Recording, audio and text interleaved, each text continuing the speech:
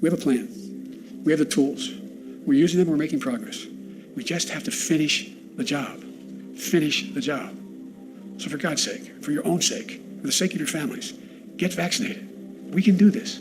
We can do this if we do it together. And we can literally change the circumstances, the health, the camaraderie, the employment, and the access to a growing economy if we step up and lead the world. So look, things are changing, and we can end this. We can end this thing. It's easy, it's accessible, and it's free to get the vaccine. So look, things are changing. Things are changing. Things are changing. Things are changing.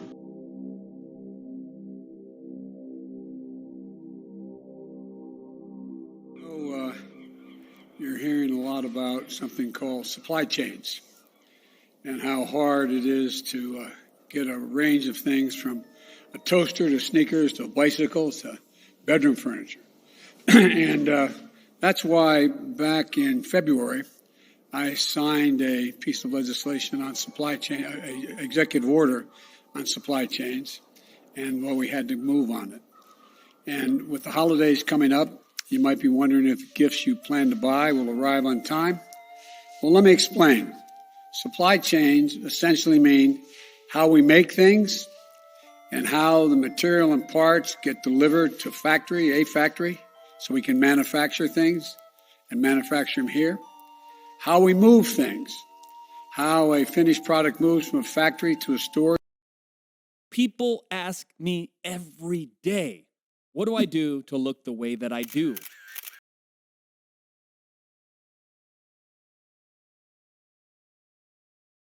Or to your home.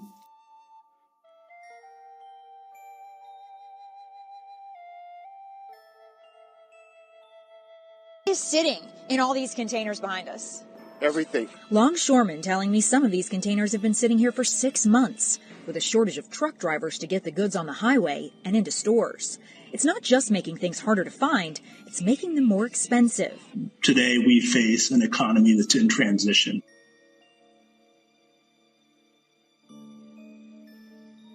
And as part of that transition, we are seeing high prices for some of the things that people have to buy. But the reality is that the only way we're going to get to a place where we work through this transition is if everyone in America and everyone around the world gets vaccinated. That's why the president continues to be focused on the idea that we get everyone who can vaccinated in this country.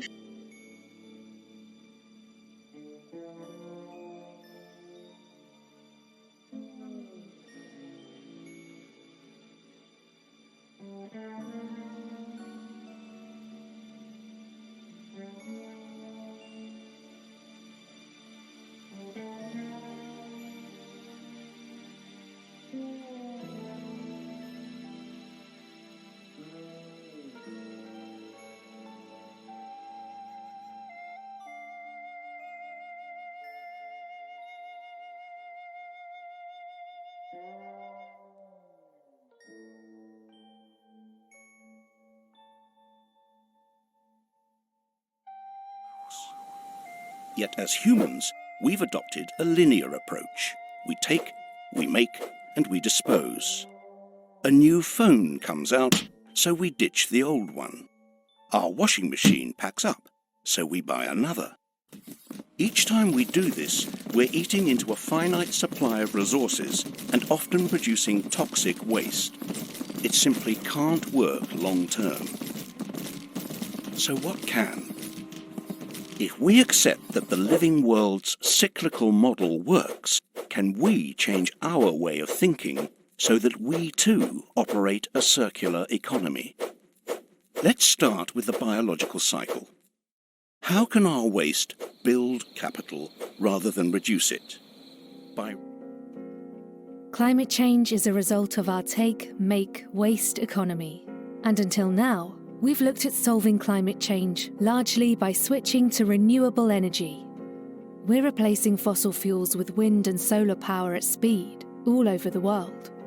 But the truth is that the energy transition will only solve half the climate problem. It's like we've been reading only half the book, like we've been watching only half the movie. So what completes the picture? Transforming how industry uses materials and how we manage land. That is, transitioning to a circular economy. It's more than energy. It's about transformation. What does that mean? It means we address things before they become a problem and design out emissions before production even begins. We build an economy that eliminates waste and pollution, keeps products and materials in use, and regenerates natural systems. The circular economy can help address climate change by reducing emissions from industry, land use, and agriculture. So how do we make this transition? By businesses embedding the circular economy in their climate strategies and redesigning products and services. By governments setting enabling policies and putting the necessary infrastructure in place. By investors mobilizing capital towards circular economy solutions. The circular economy plays a really key role in solving many of the problems around climate change. But what it also does is it builds a more resilient economy. A complete picture of a thriving, zero-emissions economy is coming into focus. The mission now is to make it a reality. Healthcare professionals have said to me, if you think COVID is bad, when it comes to climate change, you ain't seen nothing yet. It's the grandmother of all health threats. COVID and climate change are compounding each other, and they're adding pressures on already weak health systems and staff. And it's why business as usual is not an option. And it's why now we need to truly have health at the centre of all our policies: energy, transport, agriculture, water and food. So how do we make this transition? By businesses embedding the circular economy in their climate strategies and redesigning products and services.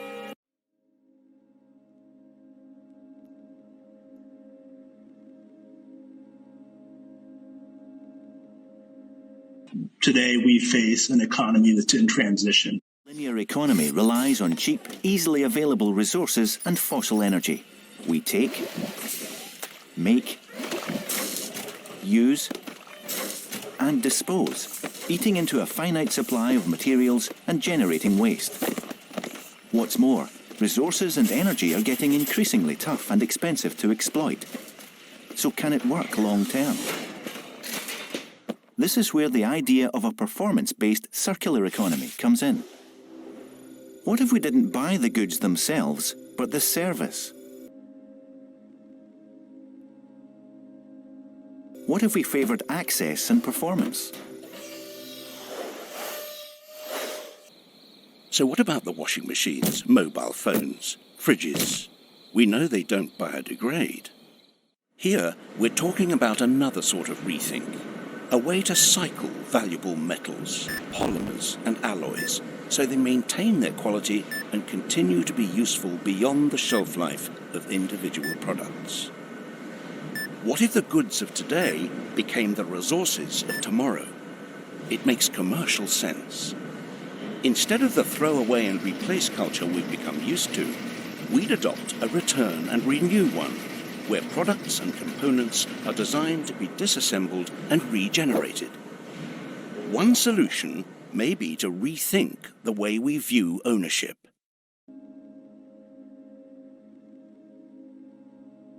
What if we never actually owned our technologies? We simply licensed them from the manufacturers.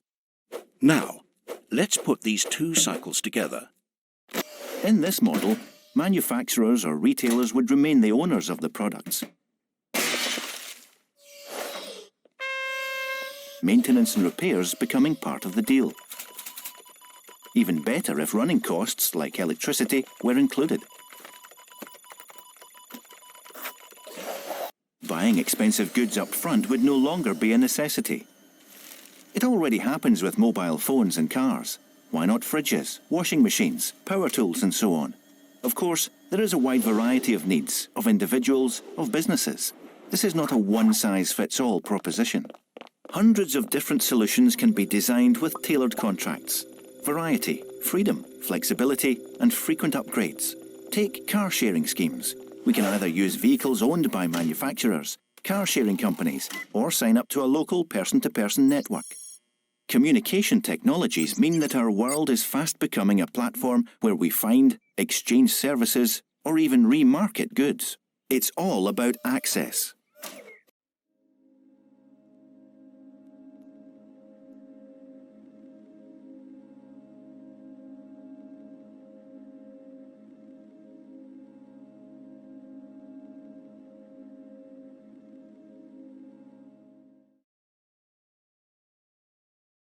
Materials extraction and production can represent up to 75% of the energy used to make goods. So if remanufacturing were introduced at scale, it would dramatically reduce our energy needs. At systems level, this would help the switch to renewable sources. A system that works long-term by designing out waste and keeping valuable products in the loop, and maintaining or remanufacturing them, creating jobs in the process. Shifting to a performance model is part of the solution when it comes to accelerating the transition to a circular economy. There's a world of opportunities for businesses as well as individuals, and the shift has already begun.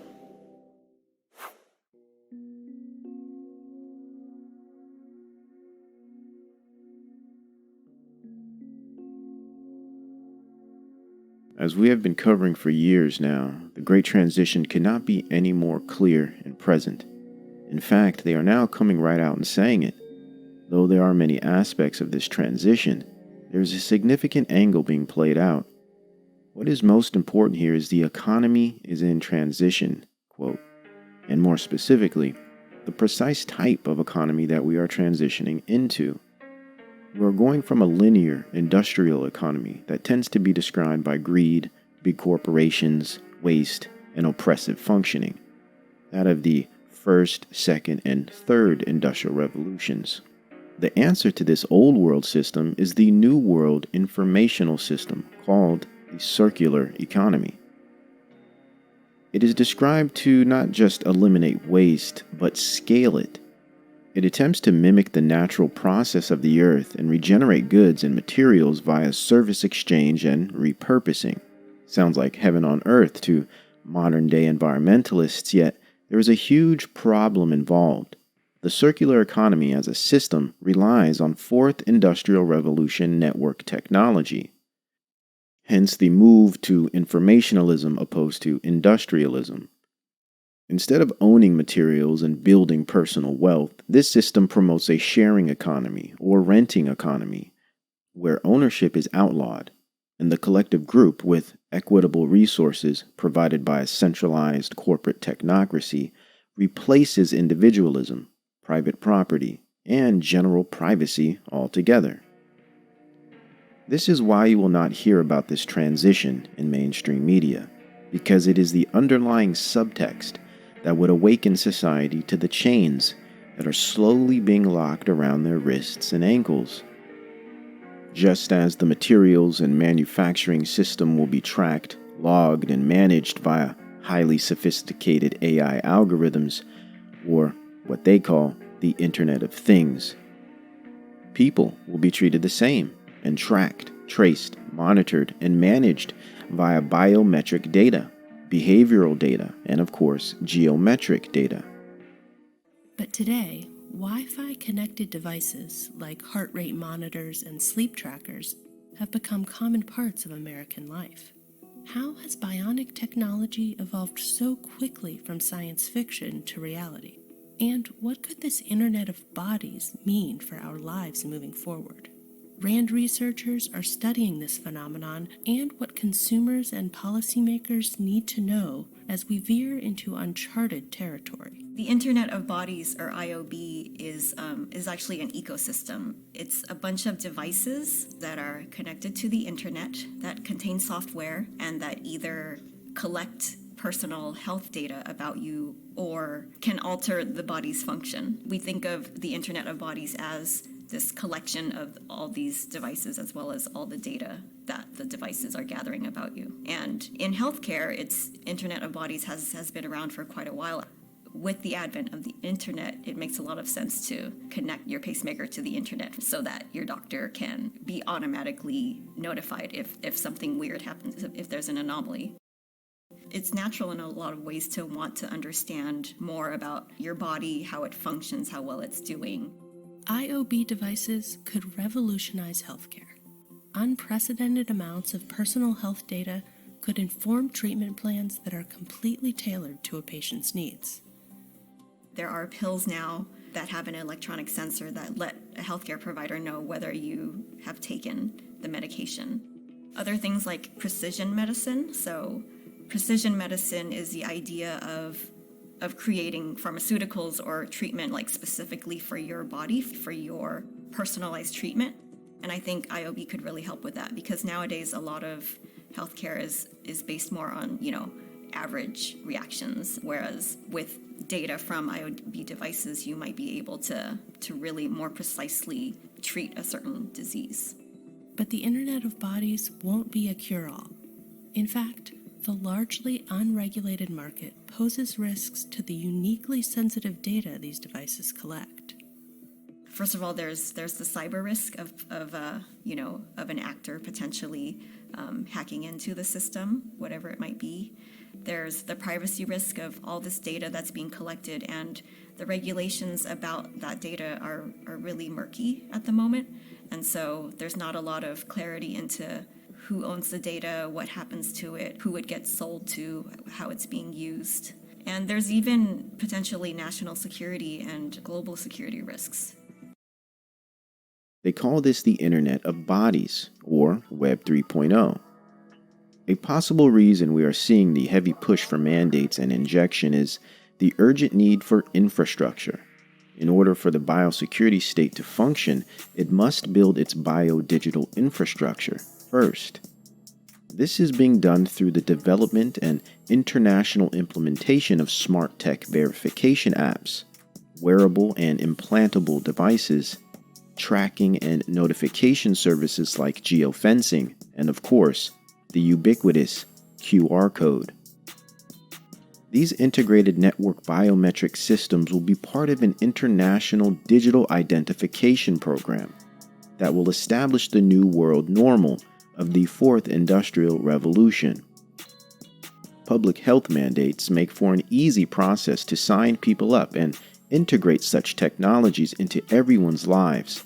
Fear, guilt, and apathy assist in shaping the needed compliant behavior towards these technologies as well. Once the tech has been diffused and distributed, accepted by the public, and integrated into the function of overall society, the mission is complete. This is being currently accomplished through compulsion and seizure. Coercing and controlling the masses has been the mission for 18 months straight. This has a great deal to do with free will and breaking the free will of the populations. This is about transition, not viruses, nor climate. If full spectrum dominance has been their plan from the beginning, the circular economy and Internet of Bodies will serve it up on a silver platter. Our industries and our offices. What I wanted to epitomize with the Internet of Bodies is this notion that we will be under assessment, we will be under measure of computation in every aspect of our lives in the future. From what you eat, who you date, what you buy on the Internet, how much energy you use, but also what are your vital signs? How well are you doing in terms of health? What kind of specific genetic quirks do you have? What's your genome telling about your health, about your mental health, about how well you are doing, how well you are aging, what kind of disease you are susceptible to? It has a bit of an Orwellian twinge to it. Well, in order for the circular economy and the fourth industrial revolution to take place, they must fully eradicate the free society belief system. Since we are moving away from a free society to a communitarian society, Americanism and individualistic worldviews stands as a huge roadblock. The only roadblock that is more threatening is the Christian faith. Not the church, not the religion, but its truth, its way, and its life. Within this break is the goal to disqualify rights to bodily autonomy, all in the nominal and pseudo name of community or the greater good. This process also primes populations for compulsory surveillance medicine as part of their new experiences on Earth. Ultimately, this opens the doors, or should we say veins, for the acceptance of compulsory biotechnological and genomic therapies and injections. It is not too crazy to think that an outbreak of a novel avian virus could occur in China somewhere. We could get the RNA sequence from that, beam it to a number of regional centers, if not local, if not even in your home at some point, and print those vaccines on a patch and self-administer. Once the population is fine with being poked and prodded at the will of the state, the Internet of Bodies will be just another momentary inconvenience. No big deal. It's always been this way, right? But what about supply chains? We can look at this as a way to quickly usher in the circular economy by indirectly deconstructing the linear economy in place.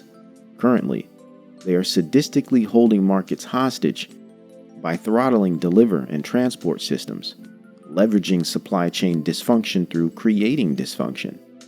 This dysfunction is being shaped by design. Forced mandates are the mechanism of chaos creation.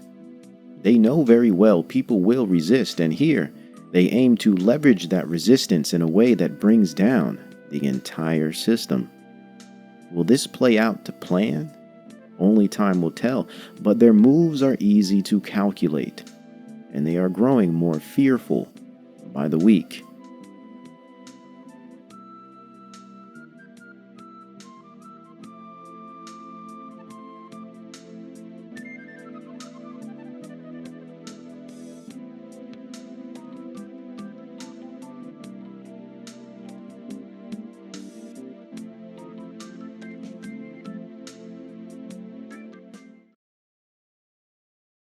If you're a market, I'm trying to pause it to say something.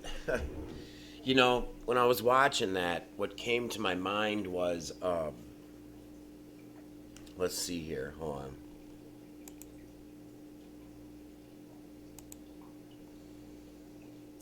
We have a plan. We have the tool. Where's it at here? Needs. There are pills now that have an electronic sensor that. These integrated network biometric systems will be This part lady. All right. What I wanted to epitomize with the Internet of Bodies is this notion that we will be under assessment, we will be under measure of computation in every aspect of our lives in the future. From what you eat, who you date, what you buy on the Internet, how much energy you use, but also what are your vital signs, how well are you doing in terms of... All right, right there. What are your vital signs? You'll be in competition to everything you do. You'll be observed. They're trying to figure us out even more. And what type of human does that? It's not humans, man. I don't think it's humans. These Klaus Schwabs, these whatever the fuck they are the things from the movie They Live. These aren't humans, man. I think we're gonna be really fighting some fucking shit here coming up. Get prepared, guys. This shit's crazy.